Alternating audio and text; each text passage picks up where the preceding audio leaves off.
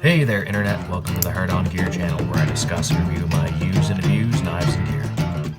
Knife of the Week, episode 17. So I am going to quickly tell you what I used the past week and where I'm going, what I'm doing for this next bit. So I'm heading back in the woods for tonight, although I don't think it's going to be minus 25 tonight, so that's going to be a big upgrade on that previous week's video. Nonetheless, I'm going to be spending most of my time collecting firewood. I'm going to bring a couple of Mylar space blankets out and use those to kind of try and insulate the shelter a little bit and see how big of a difference those make. If they can keep me quite a bit warmer and a lot more comfortable, then good to know, and I'll continue to keep throwing those in my bag and keeping those stashed in random places. Here I've got a little tiny auger that I'm going to try and do a little bushcraft stuff with, and maybe try some of those different little cooking fireplaces that you drill a log out from some different angles, and then you can kind of use that, put your pot on top of it, have a bit of a slow burning cook, and yeah, that's there for some different stuff to try. You can do some different like notch and groove stuff, except, you know, more like a timber framing type of a thing where you drill out a hole, fill out a peg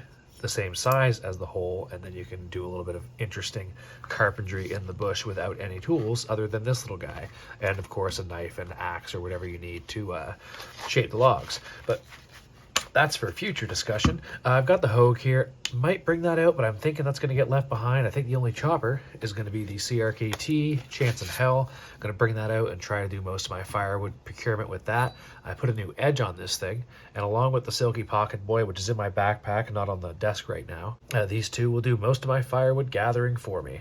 Tempted to bring this out as well, but I'm thinking that the K-Bar Large Heavy Bowie and the Hogue EXT 101 are gonna stay here for now.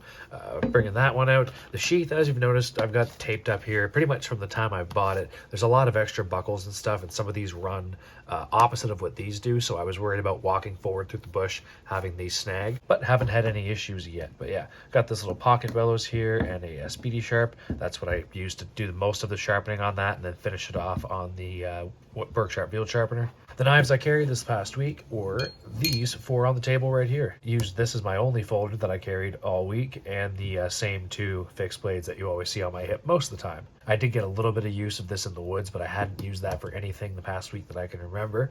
A little bit of kitchen work. Actually put a little bit of a new tip, if you can see, and touched up the edge on both of these and put some Tough Glide on them. And same thing for the paramilitary too, and all of these should be pretty, yeah, deadly sharp right now. We'll see how those edges hold up over this next little night's excursion.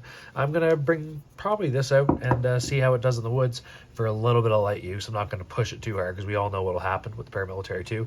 But for this past week, I used the PM2 for all kinds of stuff. Used it for opening boxes, used it for kitchen prep, just general EDC stuff, you know, if you have to pull a knife out and do a little scrapey scrape. Again, being careful with the tip. But yeah, the PM2 was the knife of the week this week. Hadn't used it for a while. Now that I've got the pivot screw back, everything's all secured, and I'm not too worried about this thing falling apart on me.